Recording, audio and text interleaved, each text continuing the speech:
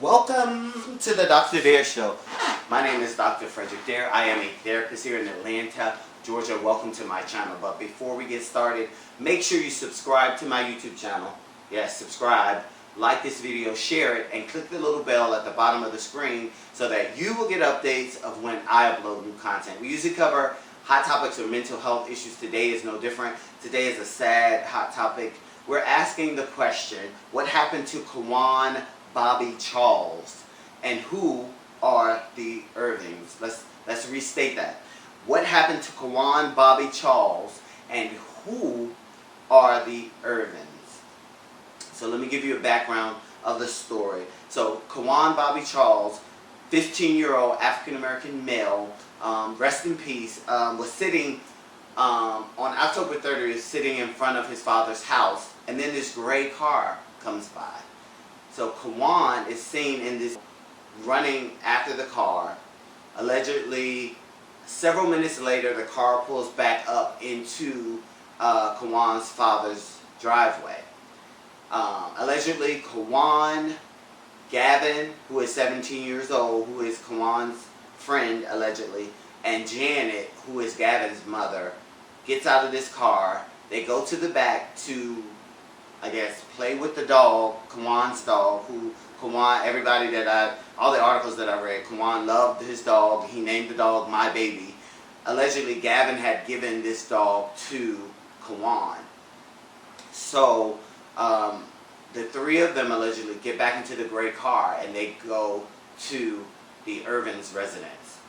And that is the last time Quawan was seen alive. Later on, about 4 days later, November 3rd, Quawan's body was discovered in a sugarcane field. A lot of people are focused on the police and the way they handled this case, and I will let the lawyers and everybody else investigate that piece. The reason I did this video is I want to know what happened to Quawan. I wanted to look at the details of the interactions between Quawan and the Irvins, because I see a lot of questions that I wanted to ask. So first of all, who are the Irvins? See, Quawan and his father, what I read, they had just moved into this area, so I don't know how long or if they were even classified, Gavin and Quawan were even classified as friends. But the parents are saying, Kenneth and Roxanne, the parents of Quawan, they're saying they didn't give the Irvins permission to take their son to their home, to their residence. So that's one question, is like, why would you remove, as a mother, why would you take someone's 15-year-old son to your house without making sure that you got permission from his parents? That's one question. Then the next question is, why was Quawan so interested in them going by that he felt like he had to run after this car? And then allegedly he got in there at some point. The video doesn't show that. I don't know if he felt close to Gavin or not. That's another question. And then what made them pull back into this driveway and go look at the dog, and then what transpired in that conversation is some outstanding questions. And again, like I said, why wouldn't the mother get permission before bringing, Quawan back to her place? And then what happened at the Irvins' home? I just don't. It's like it's a lot of unanswered questions to this whole interaction. And then on top of all of that, those questions, Quawan's autopsy shows that he drowned, but the lawyers and all the investigations that articles that I was reading states that it was only 2 feet of water in that sugarcane field. So another question I have, did someone push Quawan's face down into this water to drown him, because the autopsy says that he drowned because he had water in his lungs. And then that's another question on top of all the other questions we've just talked about. Then they're saying that aquatic animals attacked his face, but his parents are saying that he looked like he was tortured. And so the big question, which is why a lot of people are questioning the cops of why they didn't act faster, is, was this racially motivated?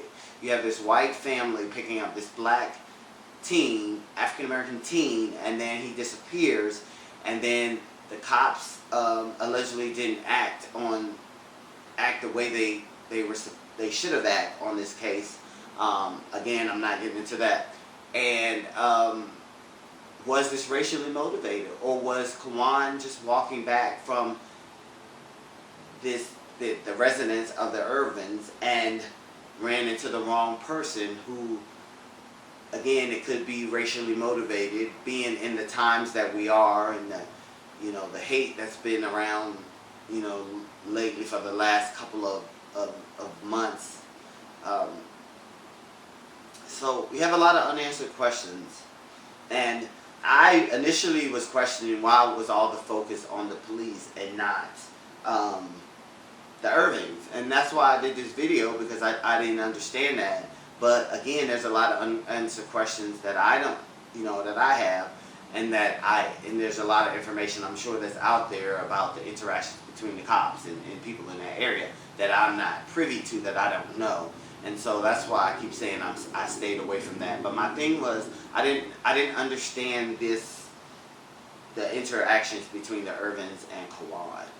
It seemed like they had just met, and I'm like with the parents, I don't agree with them taking Quawan to their house. And like the lawyer said, Quawan was like 5'6", active, young teenager, shouldn't have drowned in 2 feet of water. There's, even though the autopsies aren't really indicating any trauma on his body, before the drowning or anything like that, something happened, and somebody knows. So if you're out there and you have any information, contact your local police department. Do not keep this information inside of you. I just thought I would come to bring some light on the details that I was confused about in this story, and see if anybody has any information. Give me your thoughts. Give me your comments out there. Rest in peace, Quawan. Seems like a nice young man. He loved his dogs. Loves being outdoors, which explains why he was probably sitting outside. Just, yeah, just a sad story all around. And I hate that this happened, and hopefully we'll get justice for Quawan. Thank you.